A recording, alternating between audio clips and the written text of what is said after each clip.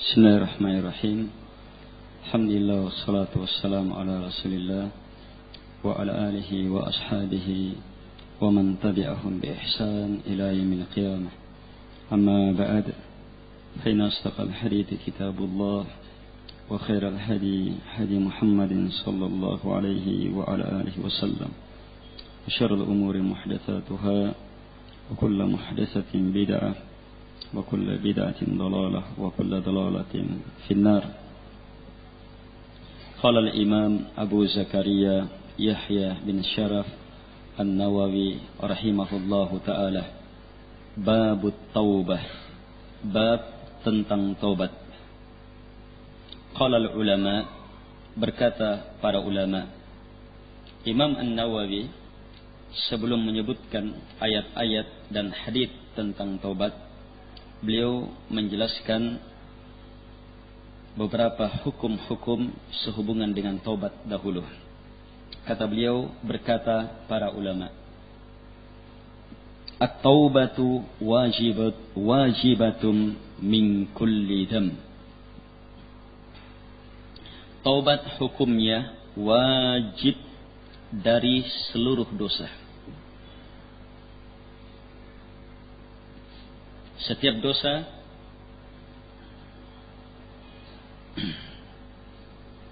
taubat di dalamnya merupakan kewajiban.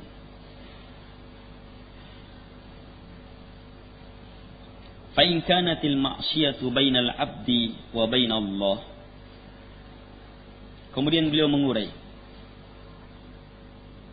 sebab dosa itu ada yang berhubungan langsung dengan Allah dan ada yang berhubungan dengan sesama hamba.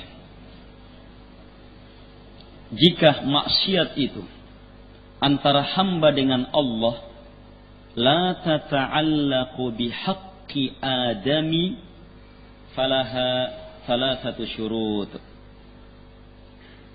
Jika maksiat itu antara hamba dan Allah, dengan Allah, sama sekali tidak mempunyai hubungan dengan hak anak cucu Adam, maka taubat nanti diterima setelah ada 3 syarat.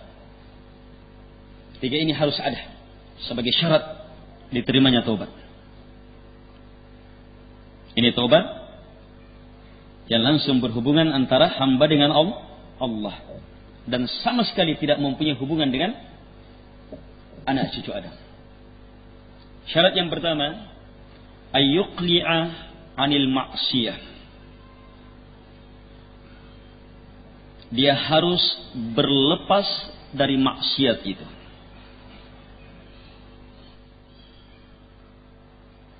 Jadi tidak mungkin ada taubat kalau maksiatnya masih terlaksana. Itu permainan. Yang kedua, ayyandama ala fi'liha. Setelah dia berlepas dari dosa, menghentikan dosa, maka taubat nanti benar ketika ada yang kedua, menyesal dari perbuatan dosa itu. Sebab ada orang yang meninggalkan dosa tetapi belum menyesalinya. Yang ini belum bertaubat. Harus ada penyesalan terhadap perbuatan. Betul-betul menyesali dosa itu. Sebentar kita akan sebutkan hadis-hadis yang menjelaskan uraian akan hal itu.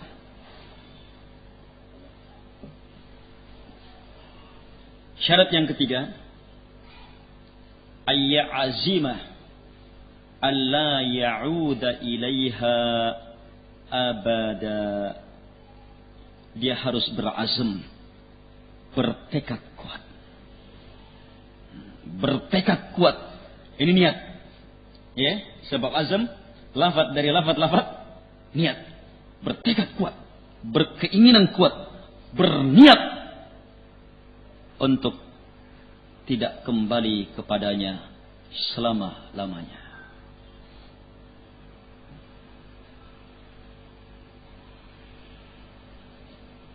Syekh Al-Utsaimin menambah 2 syarat dari 3 ini. Dan tambahan ini ya sangat dipahami. Sebab ada juga dalam hadits-hadits yang disebutkan oleh Syekh rahimahullahu taala. Syarat yang pertama, tambahan beliau, ikhlas dalam bertaubat. Sebab taubat adalah ibadah besar. Setiap ibadah nanti benar ketika betul-betul ikhlas semata kepada Allah. Taubat itu kepada Allah. Harapan pengampunan itu kepada Allah subhanahu wa ta'ala. Sebagian manusia mengharapkan taubatnya harus di hadapan dia. Sebagian manusia yang tidak tahu dirinya, takabur di hadapan Tuhannya, memposisikan diri sebagai penerima pengampunan. Kalau taubat tidak di hadapan dia, tidak teranggap sebagai orang bertaubat. Dan ini persis dengan posisi para pendeta di hadapan orang-orang yang berdesa di gereja-gereja. Penerima taubat. Hati-hati, ikhwah. Memposisikan diri seperti itu. Taubat itu ibadah. Ibadah harus hanya kepada Allah, bukan kepada diri kita. Bukan kepada diri kita. Al-ikhwah rahimakumullah. Syarat yang kedua, tambahan beliau, ini disebutkan nanti dalam hadis bahwa dia melakukan taubat di saat pintu taubat masih terbuka. Berarti ada saat taubat tertutup. Iya. Ada 2 kondisi. Kondisi pertama, waktunya berbeda, disesuaikan dengan keadaan orang. Kondisi yang kedua, waktunya sama, melingkup semua orang. Kondisi yang pertama, yang merupakan pintu taubat, berakhir taubat, yaitu malam yugharghir. Sebentar haditsnya. Selama nyawa belum di kerongkongan kita. Dan ini waktunya berbeda-beda. Ya. Kalau kita, ya berarti masih terbuka. Sebelum yugharghir. Tapi orang sementara sakaratul maut, yugharghir, pintu taubat di sini tidak diterima. Dan ketahuilah, di saat seperti itu, semua orang akan bertaubat, mengakui kesalahannya. Coba misalnya, hadits yang disebutkan, ayat yang disebutkan dalam surah Al-A'raf, ketika Allah Subhanahu wa taala menjelaskan proses malaikat mencabut ruh orang-orang yang ingkar terhadap ayat-ayat Al-Qur'an yang menyembah selain Allah. Malaikat berkata, "Ainama kuntum tad'una min dunillah." Di mana yang kalian sembah dulunya selain Allah. Ini saat proses ini. Malaikat bertanya, di mana yang dulunya kalian sembah selain Allah? Mereka menjawab, qalu dallu anna wa syahidu ala anfusihim annahum kanu kafirin. Mereka menjawab bahwa mereka yang mereka sembah selain Allah itu betul-betul telah menyesatkan mereka, dan mereka pun mempersaksikan diri-diri mereka bahwa mereka adalah orang-orang kafir. Pernyataan yang benar bahwa semua yang disembah selain Allah adalah sesat dan menyesatkan. Pernyataan yang benar bahwa menyembah selain Allah hukumnya adalah kafir. Dinyatakan dalam proses ini, tetapi tidak ada manfaatnya. Kondisi yang kedua, ini waktunya sama, satu saja waktunya, yaitu ketika matahari terbit dari tempat tenggelamnya.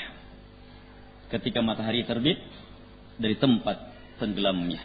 Di saat itu manusia beriman, tetapi tidak ada lagi makna keimanan ketika itu. Tertutup pintu taubat. Ini 2 syarat yang boleh disebutkan. Dan ini semuanya taubat yang berhubungan antara dosa,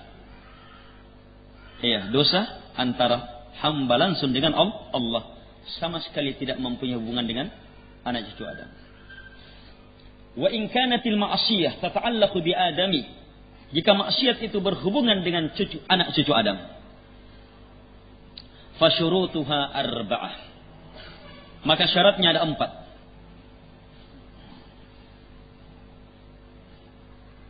Hadhihi thalatha. Syaratnya ada 4. Kemudian kata beliau, ini yang 3. Jadi sudah ada 3. Yang di atas itu syarat. Jadi ada 4. Iya.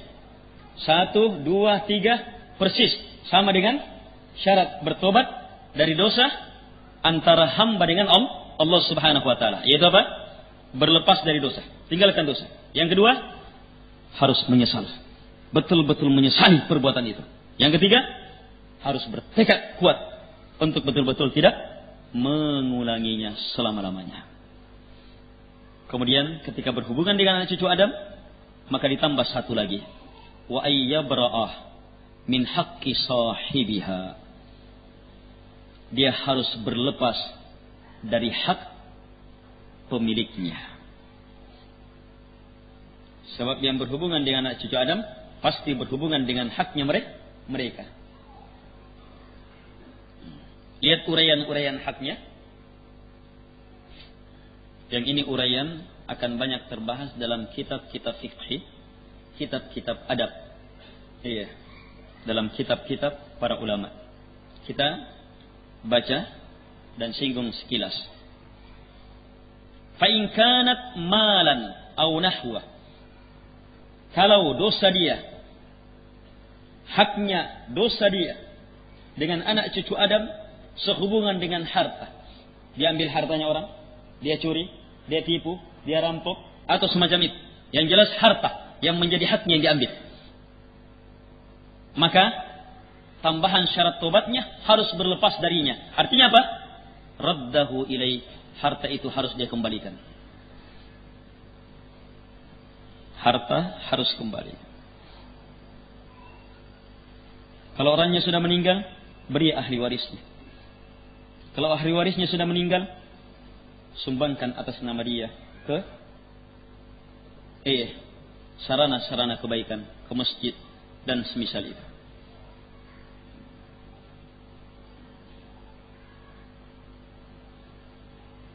Dan yang di sini tobatnya tidak harus diketahui bahwa saya mencuri. Sebab justru akan semakin memperparah keadaan. Dia sudah tobat, harusnya sudah tuntas, tidak ada masalah. Orang yang dicuri juga sudah pernah ingat-ingat. Kemudian kita datang, saya pernah mencuri barangmu. Oh, jadi kamu yang ngambil barang itu. Oh, sudah tambah. Harusnya apa? Orangnya sudah pasrah ya, ikhlas sudah apa. Oh, ternyata begitu diingatkan, ternyata kamu kurang ajar betul, kamu sudah tambah masalah baru.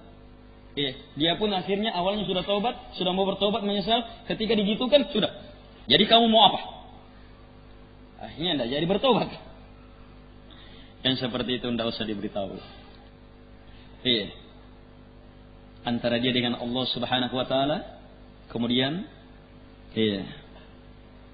kembalikan harta itu. Itu haknya orang yang kita telah zalimi. Ingat jamaah, Abdulmu dzulumatun yaumal qiyamah. Kezaliman itu adalah kegelapan-kegelapan pada hari kiamat. Ada kezaliman antara hamba dengan Tuhan. Ada kezaliman hamba terhadap dirinya dan ada kezaliman hamba terhadap sesama hamba. Kezaliman yang ketiga ini adalah zulmun la yutrak. Kezaliman yang tidak akan mungkin dibiarkan. Allah tidak akan biarkan ini. Pasti tertuntut. Kezaliman ini pasti tertuntut. Kalau berupa harta, tobatnya harus ditambah. Kembalikan harta itu. Wa in kanat hadda qadfin aw nahwi. Kalau haknya adalah hukuman tuduhan atau semisal itu. Misalnya tuduhan. Dia menuduh orang mencuri. Misalnya. Dan dia bersumpah palsu dalam tuduhan itu. Akhirnya si hakim menerima. Sudah. Diterapkan hukuman kepada orang yang tidak bersalah. Dipotong tangannya. Dia bertobat. Maka tobatnya, dia pun harus siap dipotong tangannya. Kembalikan haknya orang. Atau, yang jelas, makkanahu minhu. Dia harus relakan orang itu melakukan pembalasan kepadanya sesuai dengan kadar apa yang telah menjadi hukuman dia. Kalau berupa pukulan, pukul. Harus siap dipukul. Itu tobatnya.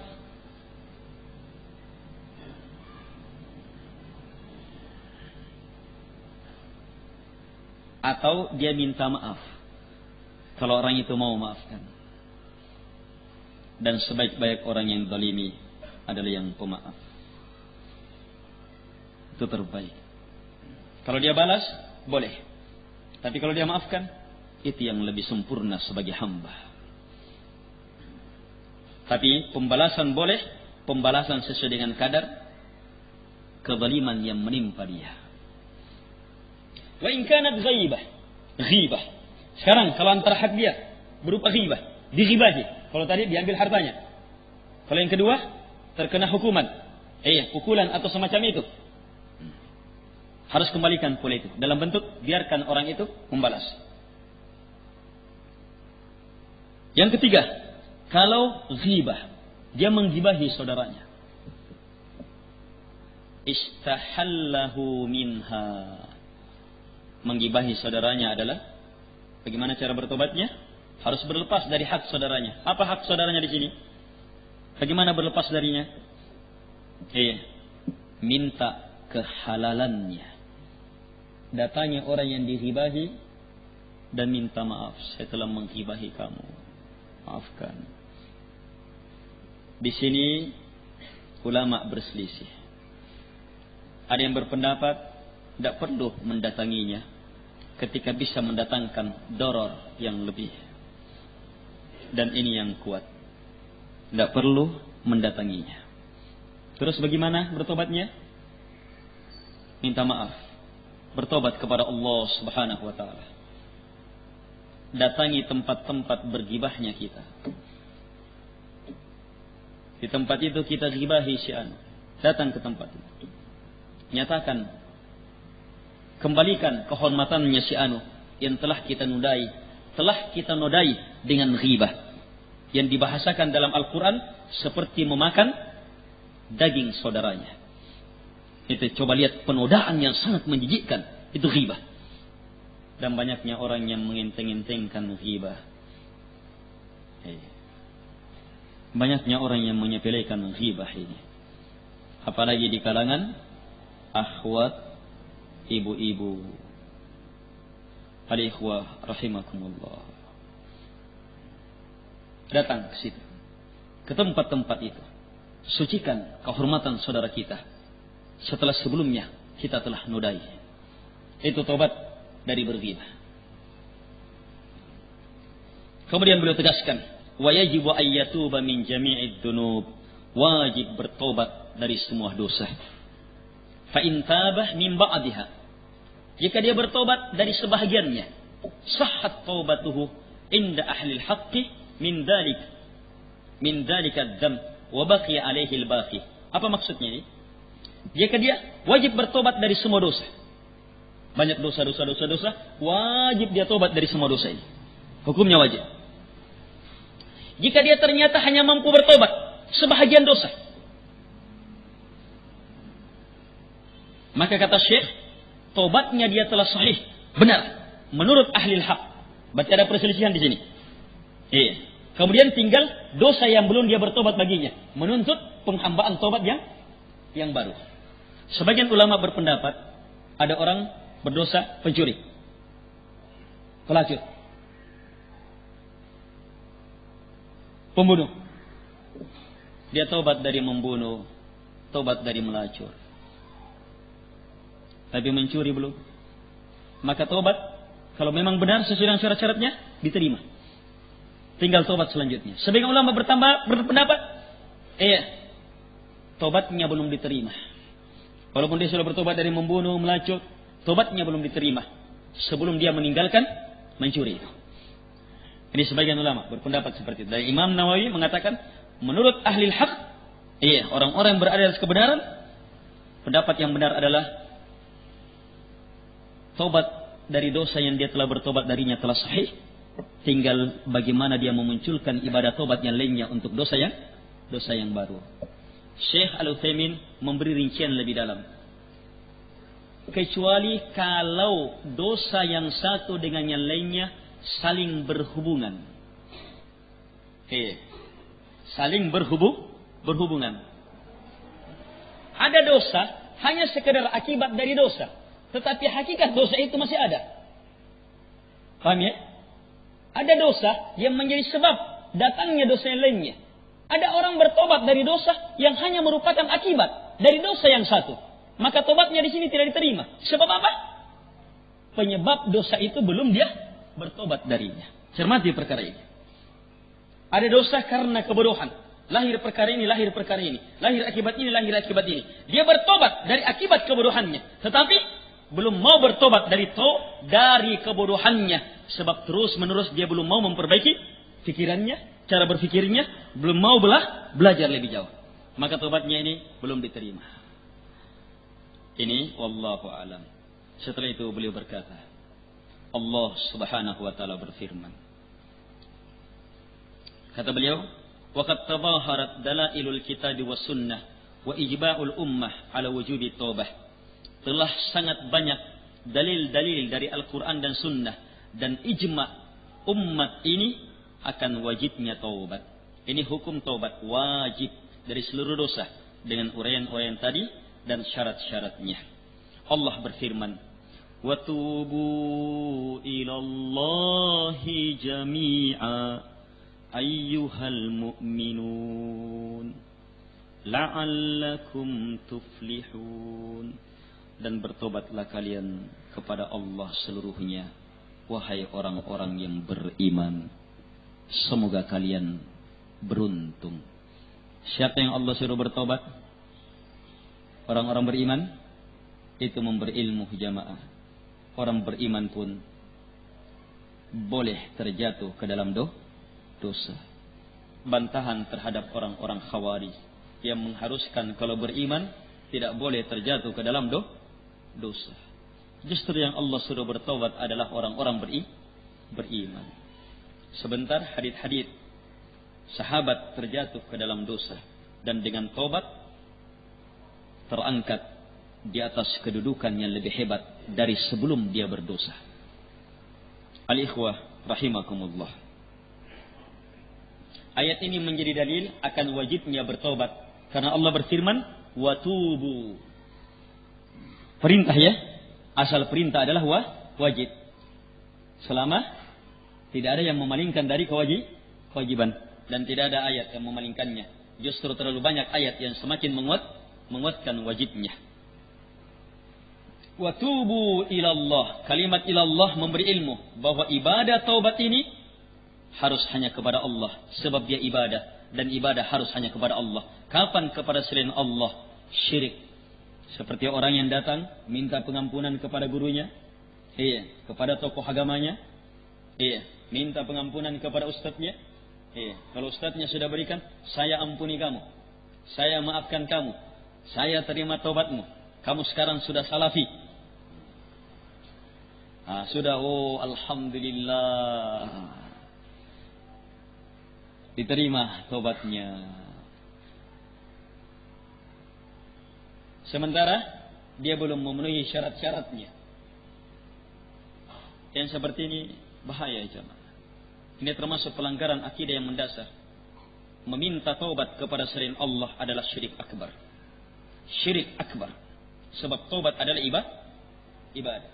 Minta pengampunan kepada yang tidak punya hak mengampuni. Siapa yang punya hak pengampunan? Siapa yang memiliki hak memberi ampunan? Siapa yang memiliki hak memberi taubat? Hanya Allah semata. Meminta kepada selain Allah syirik akbar. Nyata syirik akbar. Cermati betul perkara ini.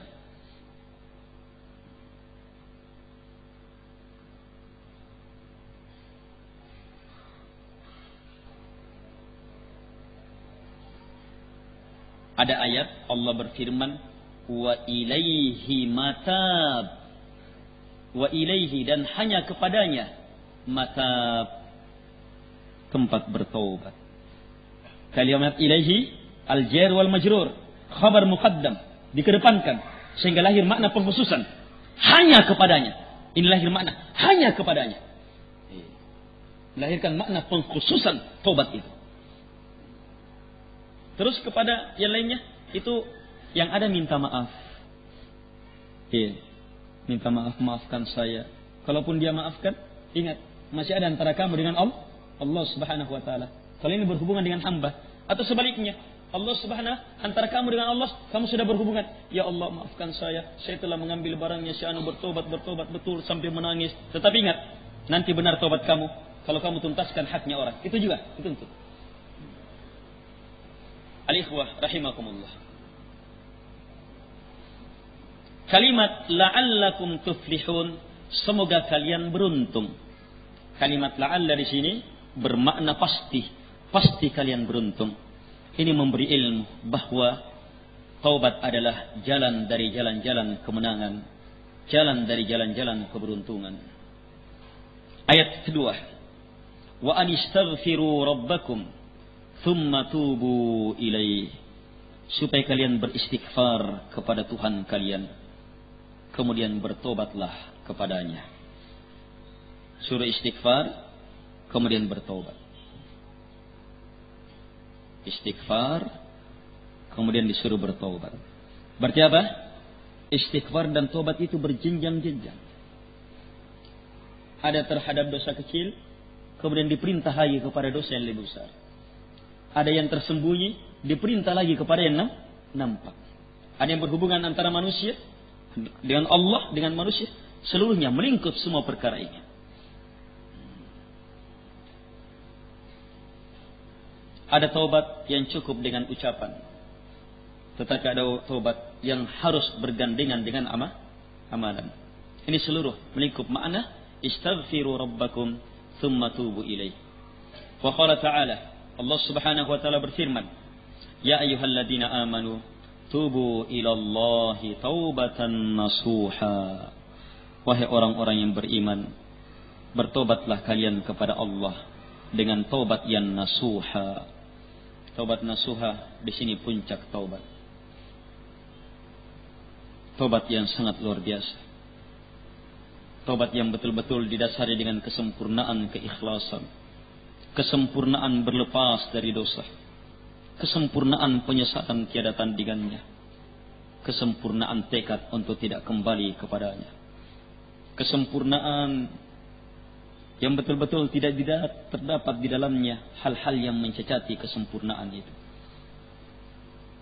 Taubat nasuha inilah jamaah yang betul-betul akan mengangkat hamba dari berdosa, diangkat menjadi orang yang lebih hebat kedudukannya dari sebelum berdosa. Mari kita baca beberapa hadis yang menjelaskan makna ini. Kita tidak bisa membaca semua hadis dalam bab taubat, sebab ada satu hadis perlu waktu, mulai dari sore sampai jam 9. Ada satu hadis kisah tobatnya 3 sahabat yang tertinggal dari peperangan. Oh, ini panjang sekali hadisnya. Tapi kita baca hal-hal yang berhubungan dengan ini. Ada beberapa hadis dahsyat, luar biasa. An Abi Hurairah radhiyallahu anhu qala, sami'tu Rasulullah sallallahu alaihi wasallam yaqul. Dari sahabat Abi Hurairah, beliau berkata, saya telah mendengar utusan Allah bersabda, wallahi, demi Allah, inni la astaghfirullah wa atubu ilaih fil yawm aktsara min 70 marrah. Nabi bersabda, demi Allah, sungguh saya betul-betul beristighfar dan bertaubat kepada Allah dalam sehari lebih banyak dari 70 kali. Ini Nabi jamaah. Padahal apa dosa beliau? Kesalahan beliau apa? tapi tetap bertaubat, beristighfar. Masalahnya adalah dalam taubat dan istighfar ini terdapat jenjang ma'rifatullah dan ma'rifatun nafs tingkat tinggi. Jenjang ma'rifatullah dan ma'rifatun nafs tingkat tinggi. Ada taubat, ada istighfar, bukan lagi disebabkan karena dosa.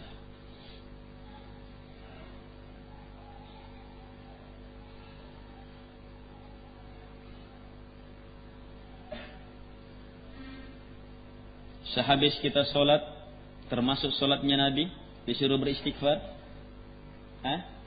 Sholatnya Nabi sempurna, tapi tetap disuruh beristighfar. Istighfar apa? Bagaimana orang sampai beristighfar? Astagfirullah. Di saat habis melakukan amalan besar. Ini jenjang istighfar tingkat tinggi. Untuk memahami hal ini, coba cermati ucapan beliau alaihi salatu wassalam ini di saat solat malam dalam kondisi terdekat dengan Tuhannya di saat sujudnya Nabi. Doa Nabi di saat sujud. Nabi membaca doa yang potongan doanya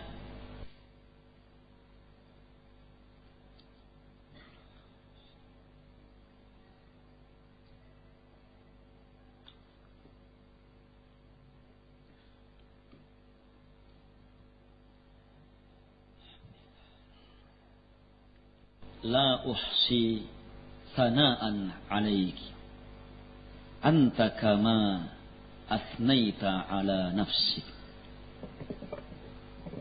La uhsi, saya tidak bisa membatasi. Thana'an 'alaik, pujian demi pujian, pembesaran demi pembesaran, pengagungan demi pengagungan, pemuliaan demi pemuliaan kepadamu ya Allah. Padahal Nabi, ada yang mengalahkan Nabi dalam memuji Allah? Ada yang mengalahkan Nabi dalam memuji Allah? Dalam membesarkan Allah? Dalam mengagungkan Allah? Ada yang mengalahkan Nabi? Tidak ada yang mengalahkan. Tapi Nabi bilang apa di sini? La uhsi thana'an 'alaik. Saya tidak bisa membatasi Allah. Nabi tidak tahu di mana batas pujian pembesaran itu. Setiap Nabi sampai kepada jenjang pembesaran yang lebih tinggi, ternyata Allah lebih besar dari semua itu, dari pujian itu. Nabi tidak bisa. Saya tidak bisa membatasi Allah. Pujian pembesaran kepadamu. Ini Nabi dan tidak ada yang mengalahkan Nabi. Terus siapa yang bisa? Kata beliau alaihi salatu wassalam dalam lanjutan kalimatnya, Anta kama athnaita ala nafsik. Engkau ya Allah, sebagaimana yang engkau pujikan terhadap dirimu. Ini ma'rifatullah dan ma'rifatun nafs tingkat tinggi. Hamba betul-betul menyadari bahwa pujian kepada Allah yang mampu kita kerahkan dengan segenap ilmu, dengan segenap jiwa, dengan sepenuh iman, dengan seluruh tenaga, dengan seluruh harta, kita kerahkan untuk membesarkan, mengagungkan Allah, dan kita capai perkara ini, yakin kebesaran dan kemuliaan Allah masih di atas pembesaran kita. Kebesaran yang pantas sesuai dengan kebesaran Allah yang hakiki masih di atasnya. Pujian kita belum. Hanya dari sisi dapat pahala, dapat pengampunan, benar, sudah benar, dapat pahala di jalan Allah. Dapat kemuliaan, jadi hamba sudah, dipuji sudah. Iya.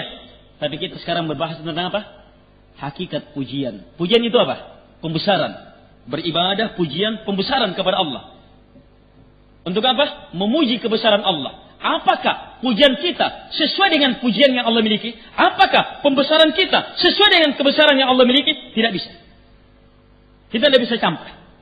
Rasulullah SAW sendiri tidak bisa. Beliau nyatakan dalam doanya, di saat penghambaannya memuncak di tengah malam, di saat ruku'nya, ruku' adalah puncak kedekatan hamba dengan Tuhannya. Itu pun Nabi mengatakan, la uhsi thana'an 'alaik. Saya tidak bisa ya Allah. Batasi pujian pembesaran kepadamu. Kalau orang sudah paham ini, benar sudah ilmunya. Semakin tahu dirinya, rendah. Semakin tahu dirinya, puncak penghambaannya, dia mampu pahami bahwa ternyata tidak bisa sampai. Belum sesuai dengan kebesaran dan keagungan Allah. Yang bisa memuji Allah sesuai dengan kebesaran dan kemuliaannya hanya Allah Subhanahu wa taala sendiri. Kalau kita paham ilmu ini jamaah, maka setiap habis beramal yang muncul hanyalah istighfar. Astagfirullah. Astagfirullah.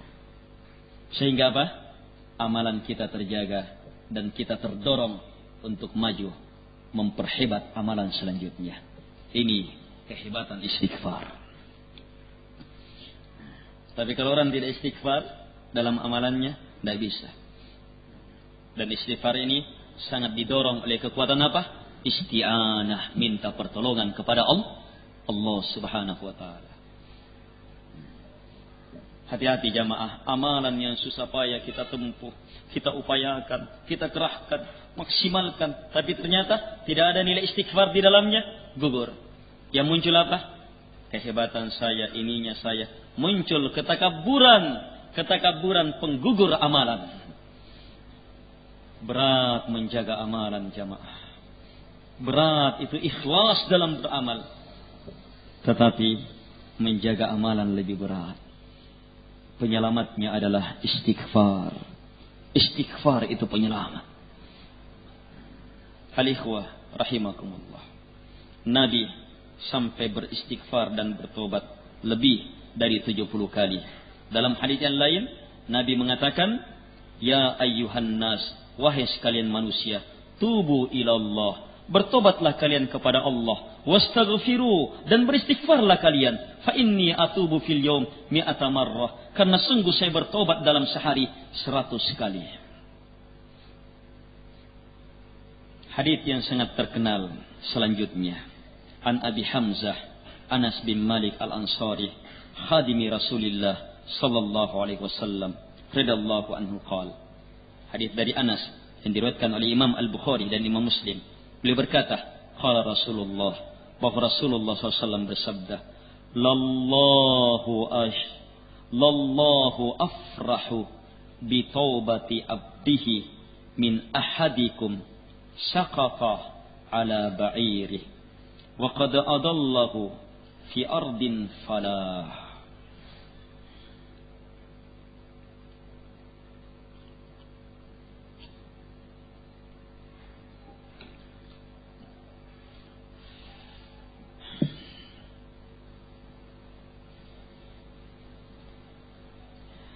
Rasulullah alaihi salatu wassalam bersabda, Lallahu. Lam di awalnya itu lam yang berfungsi menguatkan. Dan dia terikat dengan sumpah. Jadi Nabi bersumpah betul-betul menguatkan. Pasti, sungguh, betul-betul Allah afrahu, yang paling berbahagia bitaubati abdi, terhadap taubat hambanya. Min ahadikum, dari kebahagiaan salah seorang dari kalian yang terjatuh dari ontanya, yang kemudian lenyap di negeri, di bumi, di padang pasir yang luas, yang kemudian dia menjumpainya. Ini diperjelas dalam riwayat Muslim. Lallahu ashaddu faraha bi taubati abdi hina yatubu ilaih min ahadikum kana ala rahilati bi ardi falah fam falatat min wa 'alaiha ta'amuhu wa sharabuhu fa aisa minha fa ata syajarah fattaja'a fi dhilliha wa qad aisa min rahilati fa bainama huwa kadzalik إذ هو بها قائمة عنده فأخذ بخطامها ثم قال من شدة الفرح اللهم أنت عبدي وأنا ربك أخطأ من شدة الفرح. Lihat uraian kisahnya. Nabi bersabda, sungguh betul-betul Allah lebih dahsyat kebahagiaannya terhadap taubat hambanya. Luar biasa ini taubat dalam mendatangkan kebahagiaan Allah. Allah subhanahu wa ta'ala sampai berbahagia dengan kebahagiaan tiada tandingannya. Coba lihat kebahagiaan Allah. Nabi mengatakan lebih berbahagia Allah, lebih dahsyat kebahagiaan Allah terhadap taubat hambanya ketika hamba bertobat dari kebahagiaan salah seorang dari kalian yang berada di atas tunggangannya dalam perjalanan, kemudian dia berada di tengah padang pasir yang sangat luas, maka tunggangan ini lenyap. Sementara di atas tunggangan itulah makanannya, minumannya, dan tunggangan sendiri berfungsi apa? Untuk berjalan padang pasir.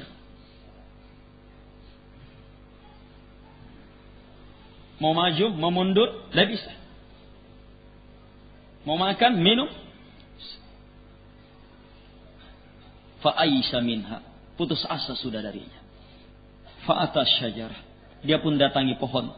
Fattaja'a fi dhilliha, berbaring di bawah naungan pohon. Wa qad aisa min rahilah, dan betul-betul telah berputus asa dari tunggangannya. Putus asa saja. Tidak ada lagi harapan, tidak mungkin saya dapatkan. Dalam riwayat yang lainnya, dia menanti kematian sudah. Menanti kematian. Tak kala dalam posisi seperti ini, tiba-tiba tunggangan itu ada di hadapannya.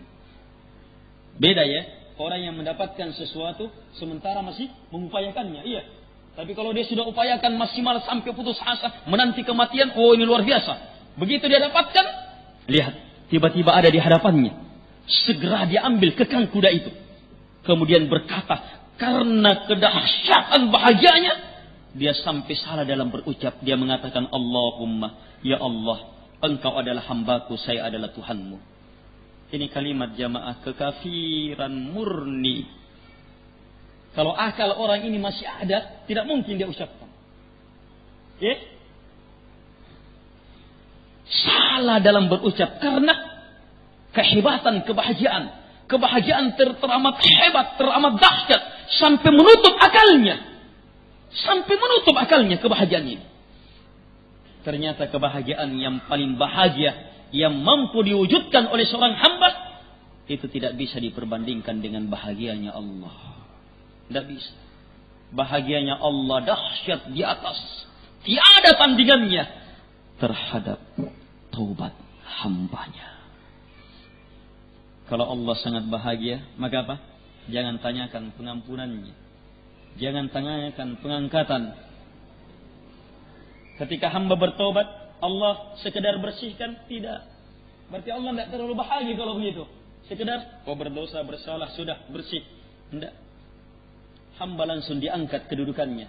Sebelum dia bertobat, dia berada dalam kemuliaan. Ketika dia berdosa, berada dalam kerendahan.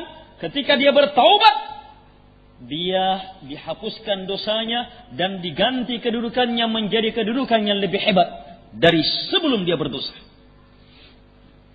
Karena luar biasanya kebahagiaan Allah subhanahu wa ta'ala.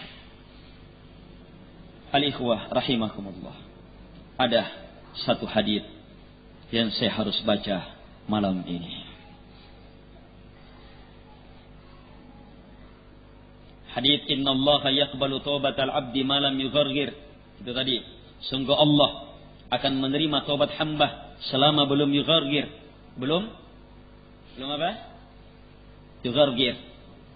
Hadis lain rawahu Muslim dari sahabat Abi Hurairah, Nabi bersabda, "Man taba qabla an tatli'a asy-syams min maghribiha taba Allahu alaihi." Siapa yang bertobat sebelum terbitnya matahari dari barat, dari tempat tenggelamnya, maka Allah akan beri taubat kepadanya. Ini dua syarat tambahan dari Syekh Al-Utsaimin rahimahullahu taala.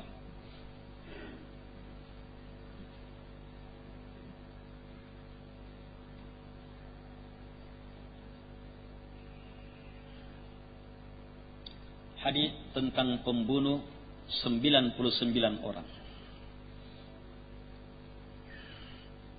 Tapi ada kisah lagi, lebih dahsyat lagi. Sebentar, di zamannya sahabat. Kalau ini di zaman dahulu.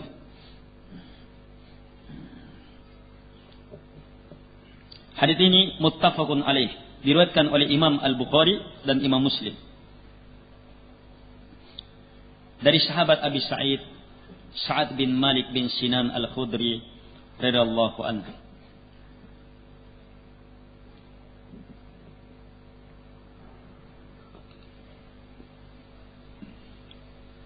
Anna Nabi Allah sallallahu alaihi wasallam, bahwa Nabi Allah sallallahu alaihi wasallam bersabda, "Kana fi man kana qablakum rajulun qatala 99 nafsa." Adalah pada orang-orang sebelum kalian terdapat seorang lelaki yang telah membunuh 99 jiwa. Wah, ini pembunuh berdarah apa sudah ini?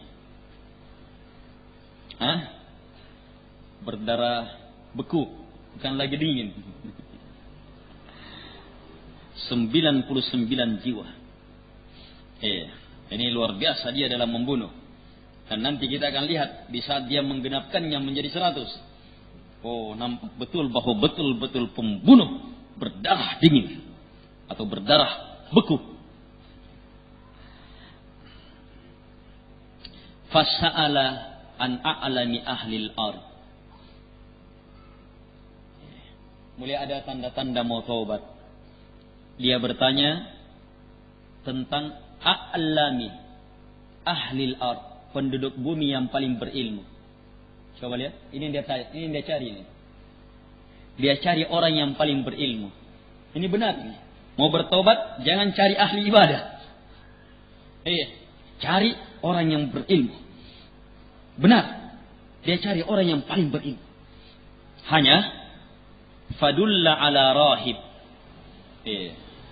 Tempat bertanyanya salah. Ditunjukkan kepada rahib. Rahib punya ilmu, tapi dominan dalam beribadah perasaan. Dominan dalam ibadah. Fa'ata, maka dia mendatangi si rahib. Dia berkata, innahu qatala 99 nafsa. Dia jelaskan bahwa dia telah membunuh 99 jiwa. Pertanyaannya, hal lahu min taubah? Adakah taubat bagi dia?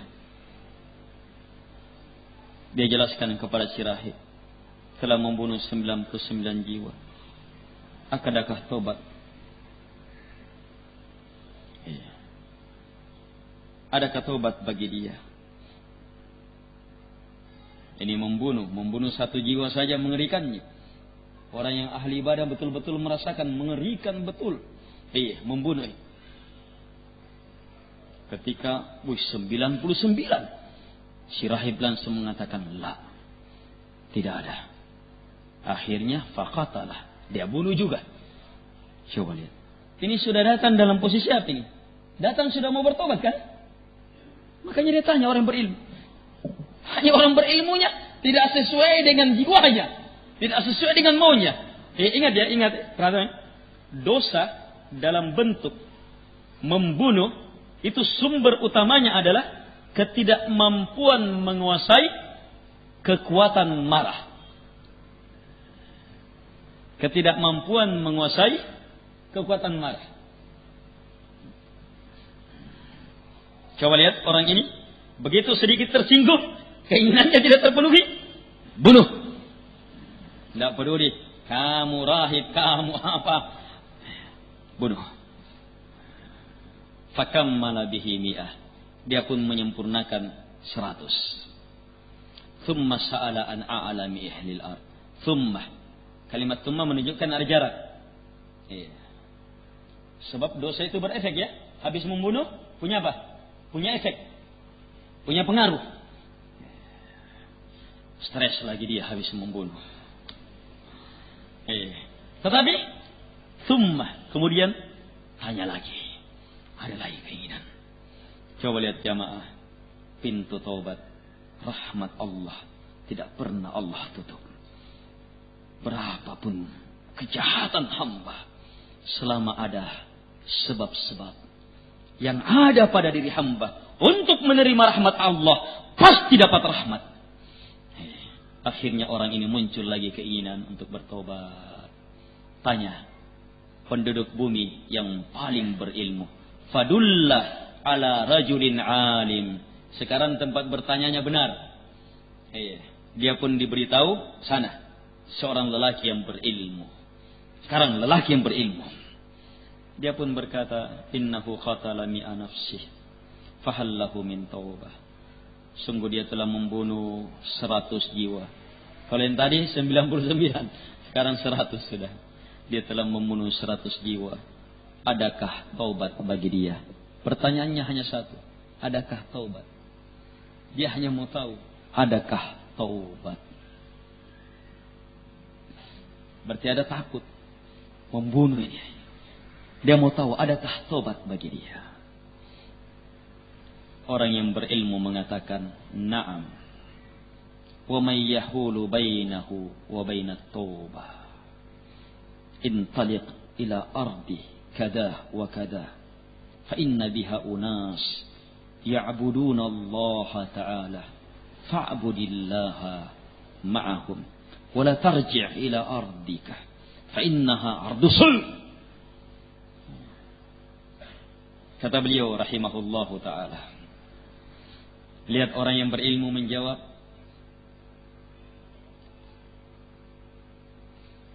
Dia bertanya, telah membunuh 100 jiwa, adakah taubat bagi dia?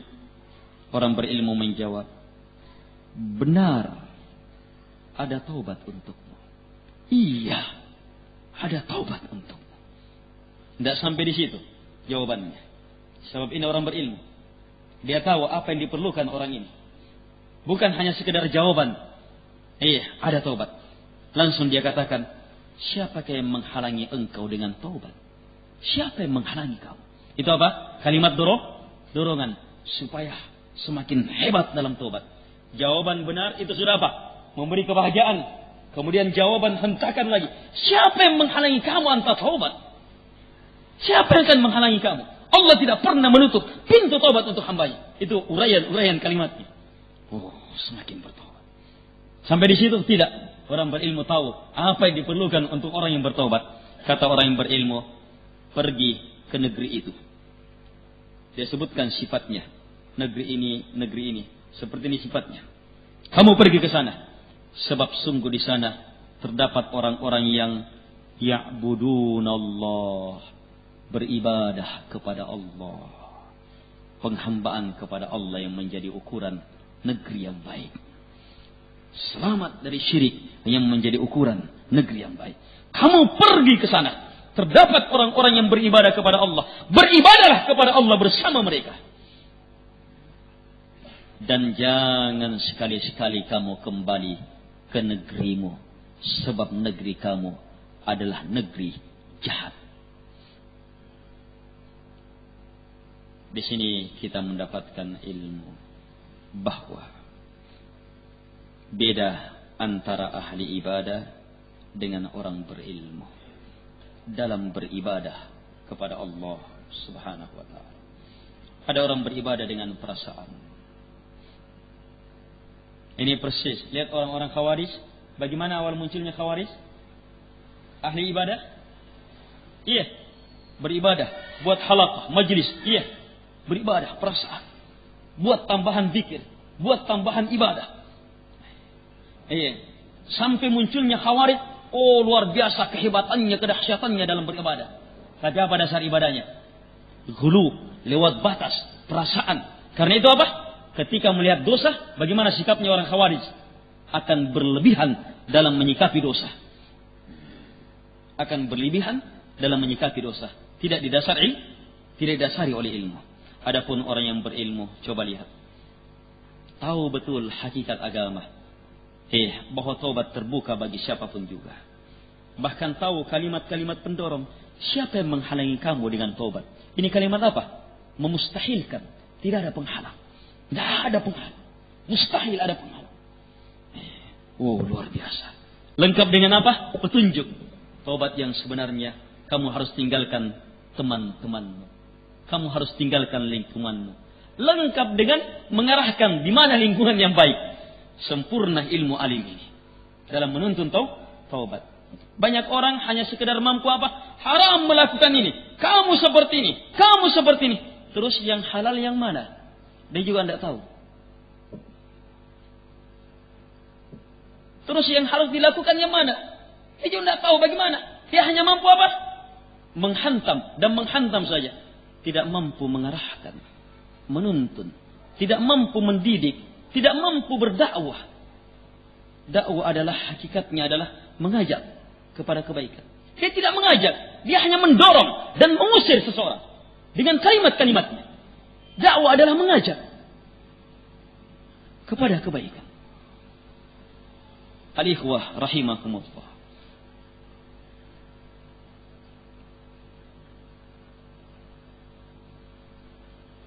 Ini juga memberi ilmu kepada kita bahwa bumi itu kejahatan yang terjadi di sebuah bumi, di sebuah tempat itu memberi efek, memberi pengaruh. Waspadalah.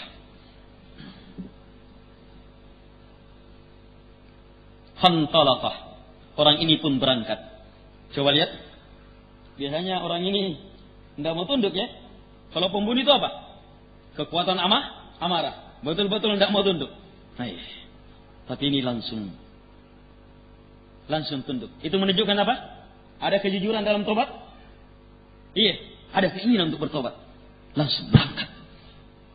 Hatta idza nasafat tariq, sampai ketika dia di pertengahan jalan, atahul maut, kematian menjumpainya. Maksudnya apa?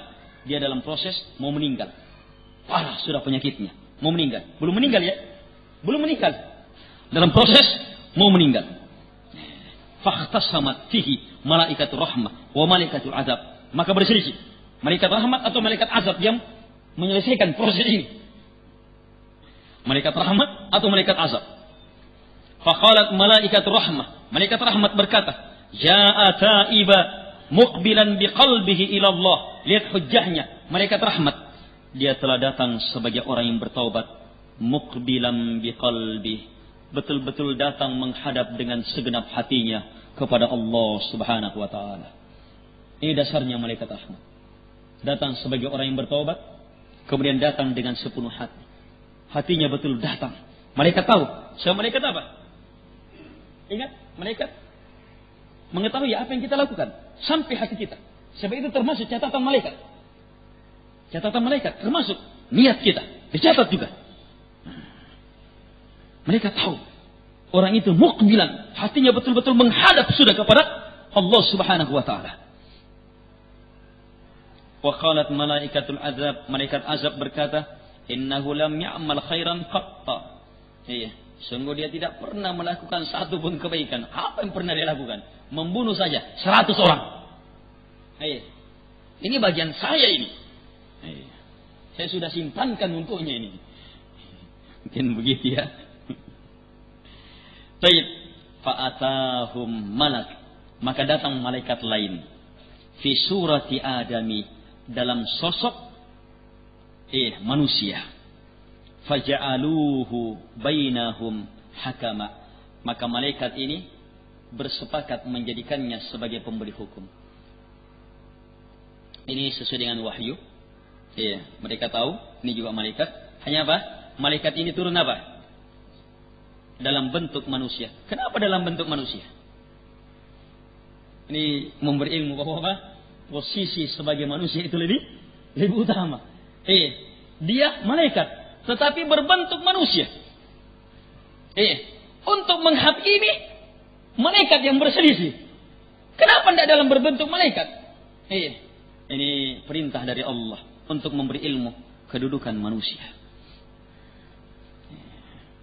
Ini kemuliaan manusia dari posisi ini. Maka bagaimana malaikat yang satu ini, si hakim malaikat ini, menyelesaikan perselisihan antara malaikat rahmat dan malaikat azab?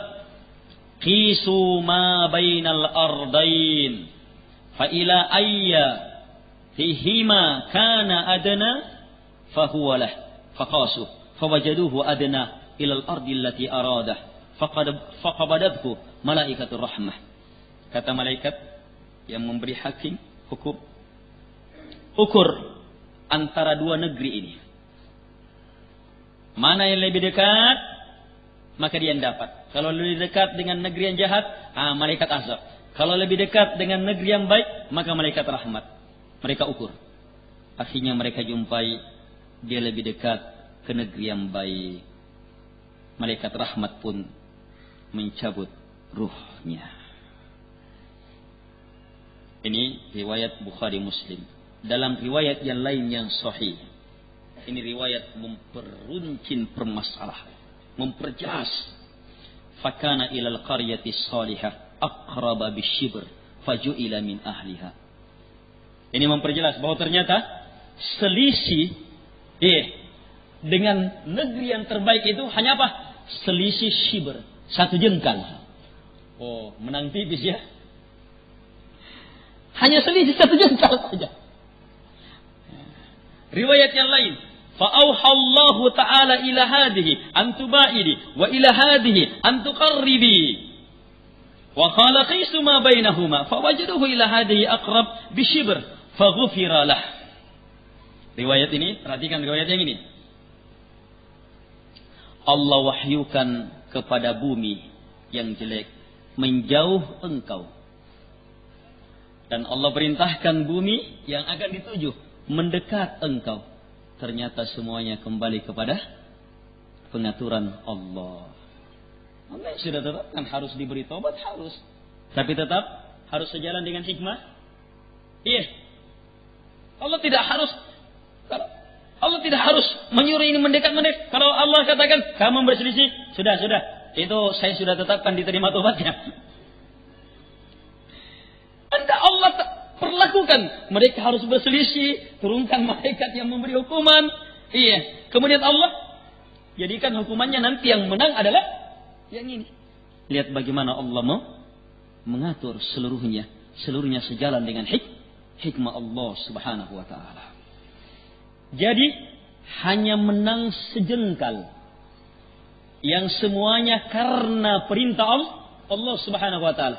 Allah yang menjuru bumi yang jelek menjauh. Allah yang menyuruh bumi yang baik mendekat. Akhirnya setelah diukur menang sejengkal, dia pun diampuni.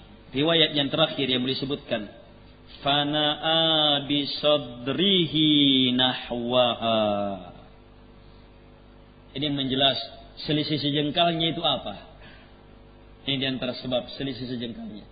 Fana'a bisadrihi nahwaha. Na'a, dia berusaha bergerak dalam posisi mau meninggal orang ini, ternyata tetap berusaha bergerak sampai akhirnya dadanya bergerak mendekat ke negeri yang baik. Kesempurnaan taubat ditandai dengan keinginan yang hebat. Dalam sakaratul maut. Ini kepayahan sudah. Tetapi dia tetap berusaha untuk maju. Kenapa? Dia ingin bertaubat jamaah. Dia menginginkan pengampunan Allah. Selama dia masih bisa bergerak, dia tetap bergerak. Lihat. Ini taubat nasuh. Jangan lagi tanyakan dia mau berlepas ya. Jangan lagi tanyakan penyesalannya di sini. Jangan lagi tanyakan tekadnya untuk tidak mengulangi. Terungkap seluruhnya dari apa?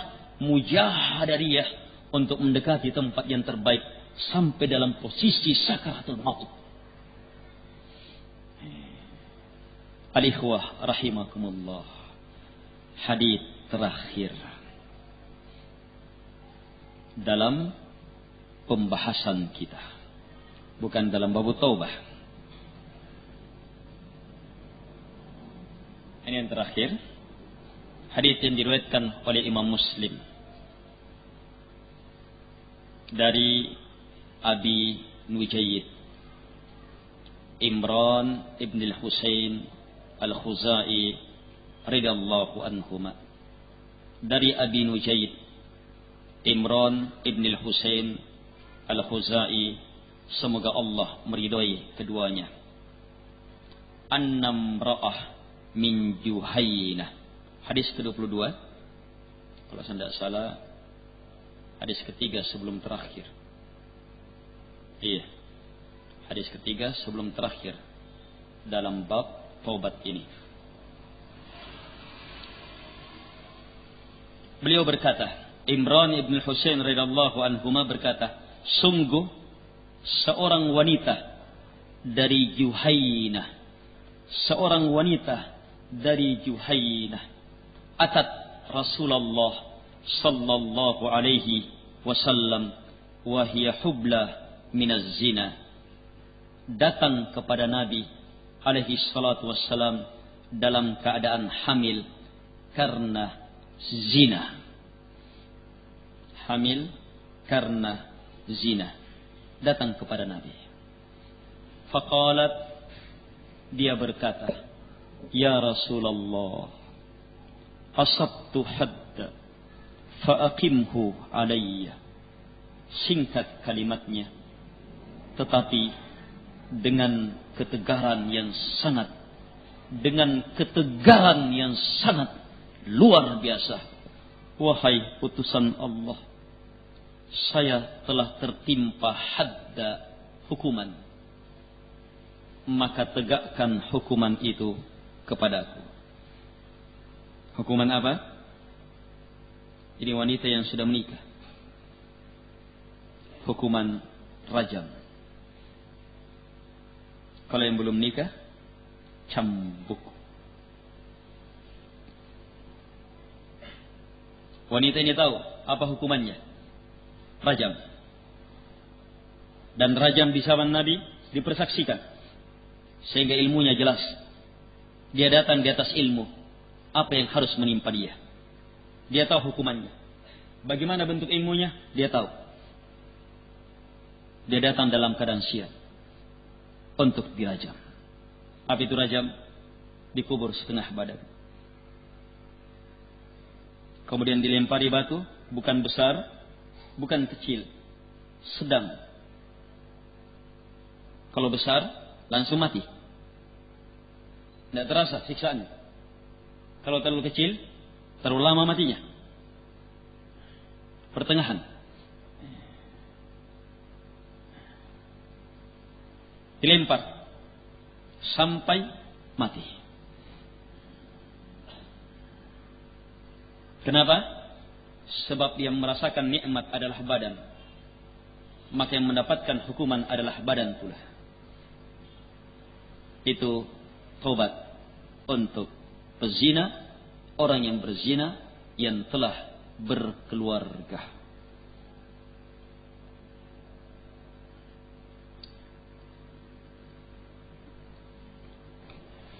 Wanita ini mengetahui dan telah hamil dari zina.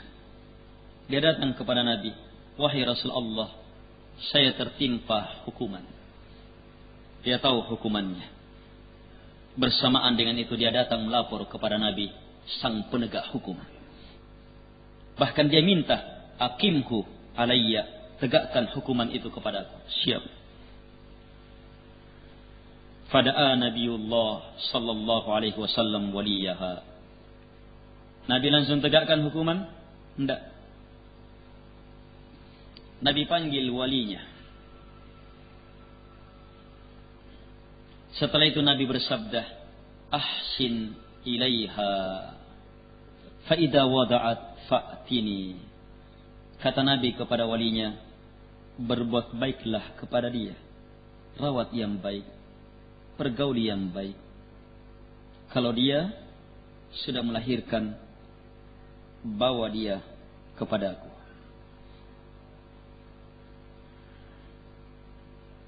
Terjadilah proses. Berarti apa? Kita tidak tahu berapa bulan ini ya. Tidak tahu berapa hamilnya waktu datang kepada Nabi. Itu berapa bulan? Yang jelas berbulan-bulan. Kita punya ukuran umum 9 bulan lebih. Yang jelas dia dalam proses ini berbulan-bulan. mungkin 5, 6, 7 bulan di rumah, mengalami proses hamil yang semakin besar.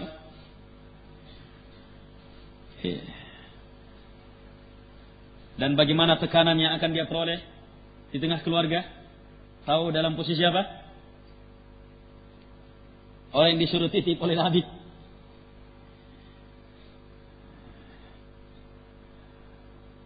Tapi dilewati semua itu. Si wali melakukan. Akhirnya melahirkan. Saat-saat melahirkan, jangan tanyakan bagaimana pedihnya. Saat-saat mengandung, jangan tanyakan bagaimana pedihnya. Dan bagaimana ikatan cinta sama si anak, jangan tanyakan. Di saat melahirkan, jangan tanyakan lagi gimana pedihnya. Di saat dia melihat anaknya, jangan lagi tanyakan bagaimana ikatannya yang sangat luar biasa. Bersamaan dengan itu, dia tetap datang kepada Nabi. Kalau seandainya dia membatalkan, saya tidak melakukan zina, maka boleh ditegakkan? Tidak boleh ditegakkan. Sebab dia ingkari pengakuannya. Siapa yang mau menjadi saksi? Harus ada 4 saksi yang melihat, baru bisa ditegakkan. Sementara tidak ada, dia sendiri batalkan. Dia bisa batalkan, kemudian dia bertobat antara dia dengan Allah, boleh. Dan tobatnya bisa diterima, bisa diterima. Tapi dia tidak lakukan. Sebab dia melakukan proses tobat yang dahsyat, luar biasa. Berbulan-bulan menahan pedih, penderitaan, sakit. Dan setelah melihat anaknya, dia rela meninggalkannya, kembali kepada Tuhannya. Dia ingin kembali kepada Tuhannya sebagai orang yang bertaubat. Al-ikhwah rahimakumullah, datang kembali kepada Nabi tanpa menarik pengakuannya.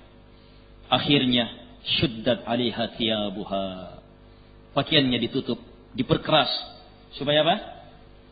Saat dirajam tidak terlihat auratnya, tidak tersingkap. Tsumma amara biha, kemudian Nabi memerintahkan dirajam. Farujimat, dia pun dirajam. Selesai, wafat. Tsumma shalla 'alaiha, kemudian Nabi mensolatinya.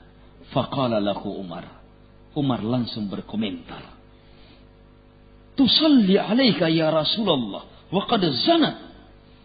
Kamu salati dia ya Rasulullah, sementara dia sudah berzina. Umar mungkin melihat sisi lainnya, zina ini perbuatan yang sangat menjijikkan. Supaya jadi hukuman bagi orang-orang lainnya, janganlah Nabi, manusia mulia ini yang mensalati. Mungkin Umar melihat sisi ini. Ya Rasulullah, kamu salati sementara dia sudah berzina. Apa jawaban Nabi yang telah mengetahui hakikat kedudukan orang ini? Qala laqad tabat taubah law qusimat baina sab'ina min ahli al-Madinah lawasi'athum wa hal wajadta afdala min an jadat bi nafsiha lillah wa hal wajadta afdala min an jadat bi nafsiha lillahi azza wa jalla. Kata beliau alaihi salatu wassalam, sungguh dia telah bertaubat dengan taubat yang seandainya dibagi kepada 70 penduduk Madinah. Siapa penduduk Madinah? Di situ pusatnya sahabat.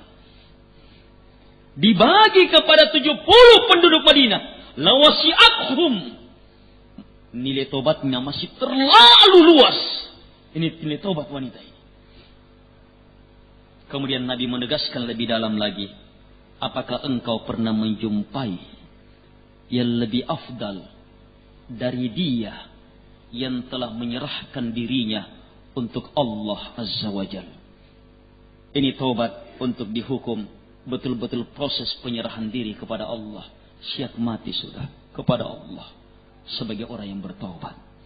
Dia tidak peduli ikatan apapun, pandangan manusia. Dia ingin tebus dirinya. Saya harus mati dalam hukuman ini. Taubat kembali kepada Allah. Lihat ini taubat nasuha, kedalaman yang tiada tandingannya. Ini betul-betul mengumpul, berlepas, menyesal, penyesalan yang melahirkan ketegaran sudah untuk membebaskan diri dari dosa, bertekad untuk tidak meninggalkannya. Ini betul-betul nasuhah, penuh keikhlasan, penuh ketulusan. Al-ikhwah rahimakumullah, tobat seperti inilah yang bermanfaat. Terakhir, ketahuilah ikhwah, dosa demi dosa sangat banyak. Hanya cermati, ada yang namanya akar dosa, ada yang namanya dosa lahir, anak dosa. Ada akar dosa, ada anak-anaknya, ada akibat. Kadang orang berdosa dari anaknya, dari akibat dosa. Sementara apa dia bertobat dari ini anak-anak dosa. Dosa yang lahir. Iya, dari dosa yang menjadi asal. Dia bertobat dari dosa-dosa yang menjadi akibat, sementara dia belum mampu bertobat dari akar dosa itu. Waspadai hal ini. Terkhusus orang-orang yang lama dalam dosa. Kalau orang lama dalam dosa, lama dalam pikiran sesat, lama dalam kesesatan, kemudian bertobat, meninggalkan kesesatan itu, meninggalkan kelompok itu, meninggalkan agama itu, meninggalkan dosa itu, maka apa? Bertobat. Jangan langsung menganggap telah selamat dari dosa. Belajarlah, beribadahlah, cermati betul, dalami akar dosa itu.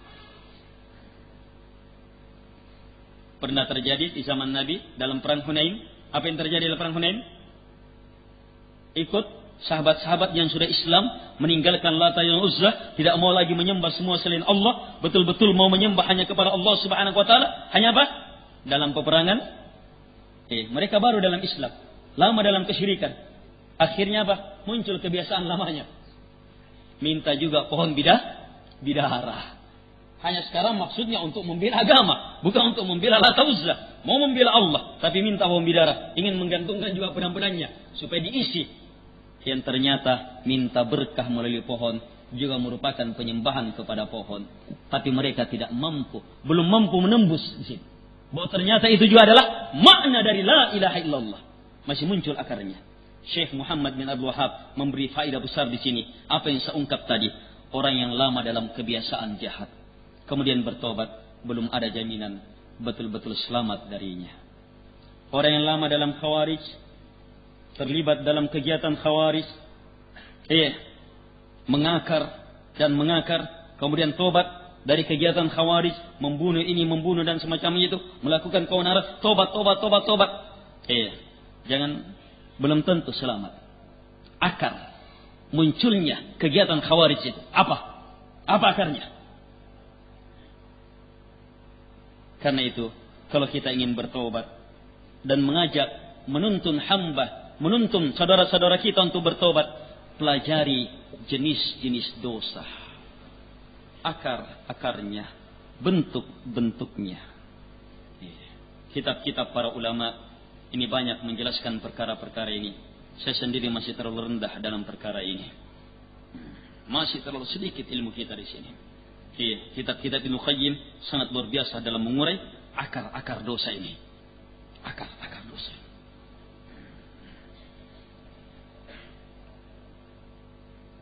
Al-Quran dan Sunnah adalah sumber penjelasan yang sangat luar biasa.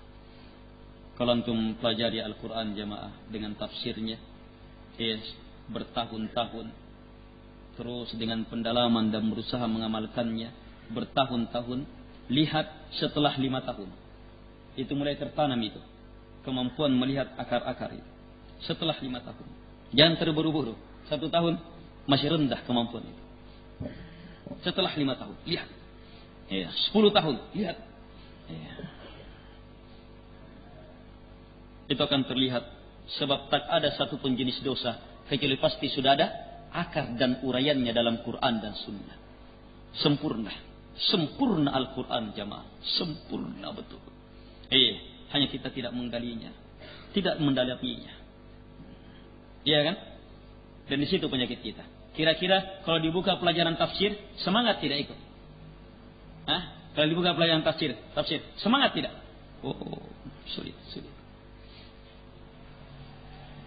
Kalau dibuka pelajaran tauhid, semangat, bagus. Sebab itu apa? Semangat pemula. Sumber uraian tauhid itu yang tidak ada dalam kitab tauhid manapun, itu ada dalam Al-Quran. Kitab tauhid itu dibuat untuk permasalahan-permasalahan tauhid yang sudah ada, yang langsung berkembang di tengah masyarakat. Tapi uraian tauhid yang hakiki, sempurna, meluas, yang para ulama belum ungkap, sebab langsung berhubungan dengan bagaimana memperbaiki masyarakat. Itu belum dibahas semuanya. Itu terdapat dalam Al-Quran. Jadi kalau orang belajar tauhid hanya sebatas kitab tauhid, itu pun sekali. Kitab tauhid tidak cukup sekali. Selesai kitab tauhid, baca syarahnya kalau sadid. Selesai hasyiah misalnya, atau Qurratu Uyun, atau baca Fathul Majidnya. Selesai Fathul Majid, ulangi lagi Fathul Majid. Selesai, ulangi lagi Fathul Majid. Baru bisa tertanam itu. Ini. Al-ikhwah rahimahumullah. Antum sudah pernah tamat kitab tauhid? Pernah tamat bab 1. Bab ini. Ustaz selanjutnya tamat bab ini. Ustaz selanjutnya tamat bab ini. Kapan selesainya? Al-ikhwah rahimakumullah. Kita yang mengajar sudah pernah selesaikan kitab tauhid berapa kali? Saya tidak tahu saya sudah berapa kali. Yang jelas banyak kali sudah. Kalau sadid ada beberapa kali. Fathul Majid juga sudah ada beberapa kali. Di beberapa tempat. Sebab memang harus kita bentuk diri kita. Bukan di sini, pembahasan itu.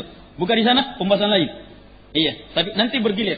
Selesai di sini, di sana muncul tauhidnya. Di sini sudah tidak ada lagi pembahasan tauhid. Jadi ikhwah tergilir. Di setiap keadaan ada pembahasan tauhid. Bergilir sesuai dengan pergiliran kitab itu. Salatul Usul, Qawaidul Aqidah Wasithiyah, Al-Ubudiyah, dan seterusnya. Bergilir pembahasan-pembahasan itu. Sehingga apa? Ilmu itu terus menerus. Kita memerlukan ilmu itu, ikhwah, untuk memahami. Kita tidak akan bisa. Ilmu ini tidak akan bermanfaat kalau kita tidak lanjutkan terus, ikat terus dengan terus menambah ilmu. Yang jelas jamaah, Allah telah memanggil kita untuk segera bertobat kepadanya. Di saat Allah lah yang paling berbahagia terhadap tobat kita. Tidakkah kita tertarik jamaah? Mari kita bertobat. Dan tidak akan pernah rendah orang yang bertobat. Semakin bertobat, semakin sempurna kedudukan hamba. Semakin bertobat, semakin sempurna kedudukan hamba. Apalagi di antara jenis tobat, justru bertobat sehabis melakukan amalan besar, istighfar tingkat tinggi, kesadaran bahwa seluruh amalannya belumlah merupakan pemujian yang hakiki akan kemuliaan yang hakiki yang Allah Subhanahu wa taala miliki. Semoga hal ini ada manfaatnya. Lebih dan kurangnya mohon dimaafkan. Saya rasa jelas ikhwah. Dosa ya? Iya. Jelas. Tinggal dilaksanakan. No comment. Tidak ada pertanyaan. Tinggal dilaksanakan. Semoga Allah Subhanahu wa taala menjadikan kita seluruhnya ke dalam golongan orang-orang yang mampu mendengarkan kalimat-kalimat baik dan mengikutinya dengan sebaik-baik pengikutan. Subhanakallahumma bihamdik asyhadu an la ilaha illa anta astaghfiruka wa atubu ilaik. Sallallahu ala Muhammad wa ala alihi washabbihi wasallam tasliman katsira. Wa akhiru da'wana alhamdulillahi rabbil alamin. Wassalamualaikum warahmatullahi wabarakatuh. Pertanyaan ariskan ke ustaz-ustaz yang ada.